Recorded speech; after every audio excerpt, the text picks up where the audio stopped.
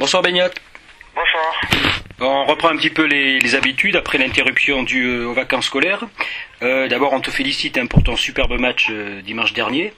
Et je vais dérouler un peu et puis je vais te demander, comme d'habitude, tes pronostics par rapport au match à venir. Alors, le premier match samedi soir, donc à 18h30, on inaugure la série avec Pau, 3e 63 points, qui reçoit Albi, 6e 56 points.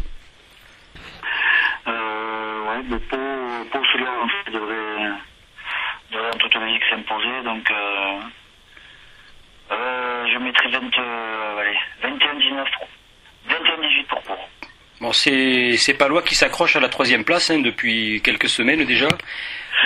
C'est une équipe quand même qui surprend et qui tient la route. Ouais, c'est une équipe qui tient la route et voilà, s'ils pouvaient avoir la riche idée de perdre chez eux avant qu'on les reçoive, ça serait bien, mais bon.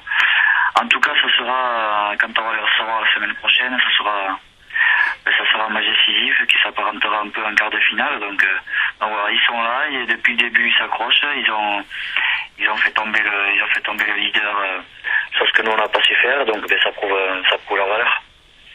Alors on enchaîne avec Narbonne qui va mieux depuis 2-3 matchs, qui est 14e avec 37 points et qui reçoit Béziers qui a fait un très bon résultat également le week-end dernier, 15e avec 27 points. Ouais, deux équipes au résultat étonnant, enfin étonnant. Béziers étonnant, Narbonne ça ne m'étonne pas parce que bon, ils ont quand même un groupe taillé pour la Pro D2 avec des très très bons joueurs, amenés par un très bon neuf. Voilà, donc je pense que Narbonne va s'imposer. Ça reste, je crois, un derby, pas très loin, mais voilà, je dirais 23-16 pour Narbonne. On continue avec Aurillac qui déçoit quand même cette année, 13e 37 points et qui reçoit les amis de Carcassonne, 8e 52 points. Oui, Aurillac, je vois bien Carcassonne gagner à Aurillac. Voilà, je dirais combien 17-13 pour Carcassonne. Alors ensuite Oyonnax qui va devoir se remettre un peu de la déculottée de dimanche dernier, qui est 12e avec 43 points et qui reçoit Périgueux, 16e 27 points. Oui, mais je sais pas, je vois bien Périgueux aller faire quelque chose là-bas. Une équipe qui correspond tout à fait à Périgueux, donc je vais dire 19-18 pour Périgueux. Alors ensuite le dernier match du samedi, c'est Aix-en-Provence qui est 11e avec 45 points et qui reçoit des Tarbais quand même très inégaux et décevants, 10e avec 46 points. Ouais, mais c'est deux équipes qui sont dans l'avant-mou, qui n'ont pratiquement plus rien joué. Voilà, je sais pas, on va dire 26-22 pour Aix. On passe au match du dimanche. Alors La Rochelle-Bourgoin, c'est un match important. La Rochelle qui vient de battre Dax et qui reçoit l'ancien pensionnaire du top 14 Bourgoin. Ouais, ces deux anciens, mais les deux l'année dernière étaient à l'étage au-dessus. Voilà, ils ont chacun leurs difficultés. Néanmoins, ils ont fait. La Rochelle devrait s'imposer 24 à 16. Ensuite, tes amis de Hoche, 7e, 54 points, et qui reçoivent le leader, Grenoble, premier avec 74 points. Ouais, ça nous arrangerait bien que Grenoble gagne chez eux, parce qu'ils sont quand même pas loin, les Occitans. Oui. Et voilà, donc Grenoble aussi se doit de gagner pour pas voir les Dacois revenir, donc je sais pas, je vais dire 21-17 pour Grenoble. Alors on va passer au dernier match avant d'enchaîner avec un petit peu tes paroles pour Dax Mont-de-Marsan. Un bilan de ce match de dimanche où vous avez vraiment cartonné et puis toi en particulier, tu as ravi tout le public de Boniface qui s'est levé pour t'ovationner à la fin du match. Oui, il s'est levé parce que les circonstances voulaient que, mais bon, voilà, c'est tout le monde. On a fait un bon match et puis vous l'attendez tous ce match-là, mais nous aussi on l'attendait.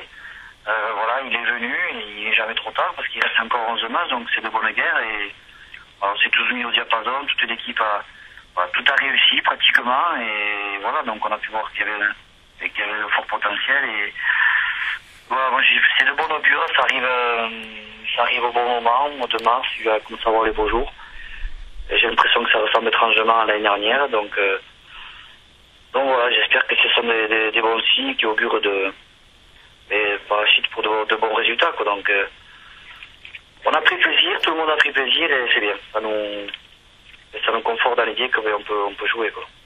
Et puis c'est vrai que ce qui est extraordinaire, mais on le dit depuis un moment, la profondeur du banc à Mont-de-Marsan fait que même quand on fait tourner l'effectif, le jeu continue à progresser et ça c'est vraiment très très bien. Oui, mais voilà, les entraîneurs ont été clairs avec nous et puis de toute façon ils sont obligés de passer par là. Étant donné qu'on a tous voire 14 matchs de rang, les organismes à un moment donné ils diront stop, donc pour rien faire, on est obligé de faire tourner et quelque part on fait appel à des joueurs qui n'ont pas trop joué, qui ont envie de montrer, qui amènent leur fraîcheur, et c'est très bien. Et pour l'instant, sur 2 matchs, il y a eu plein de changements et sans que les résultats soient affectés, donc c'est très bien et ça montre que le groupe il y a une profondeur de banc assez importante et voilà, donc les entraîneurs nous ont réunis, ça tournerait, ils le font et je pense qu'il faut continuer de toute façon parce que pour bien faire, il va falloir préserver l'organisme. Voilà, se faire un match sur 2 matchs sur 3, c'est très bien et voilà, et ça crée une bonne émulation dans le groupe. Ça maintient tous les joueurs sous pression et puis le groupe est assez homogène, c'est vraiment bien. Ouais, non, tout le monde s'y retrouve et voilà, même les joueurs, voilà, parce que bon, on fatigue vite à force à l'exécution des matchs et voilà, donc on voit que je pense que ça va être bénéfique de reposer de temps en temps les machines et voilà, donc tout le monde va en sortir grandi, du moins je l'espère. Alors le dernier match, toutes les Landes l'attendent, ce match, les Landes du Nord, les Montois, les Landes du Sud, les Dacois. Alors les Dacois qui sont toujours quand même deuxième avec 66 points, malgré qu'ils aient 2 matchs de plus que nous, et ils reçoivent Mont-de-Marsan, quatrième avec 61 points. Alors qu'est-ce que tu en attends de ce derby? J'en attends un derby ça tient. Un derby c'est toujours un match spécial, c'est le mot parle de lui-même, c'est un derby, donc on peut jamais savoir ce qui va en ressortir, c'est le résultat, et puis en général on parle très peu de jeux parce que ça découle en général ces derbies, on voit très peu de jeux, donc pourquoi pas, vu que cette année les deux sont en haut de l'affiche, pourquoi pas citer un joli match et voilà, et que le rugby et le derby en sortent grandi et que tout le monde prenne plaisir, mais bon, du plaisir, voilà, on sait très bien que le plaisir il n'a que si la victoire, donc voilà ce qu'on attend, nous c'est un peu valider ce qu'on a commencé à faire ce week-end et voilà, sachant très bien que ce ne sera pas les mêmes conditions, quoi. Alors le groupe Montois est en train de monter en puissance et les Dacois sortent d'une défaite à La Rochelle dimanche dernier. Oui, deux résultats complètement différents.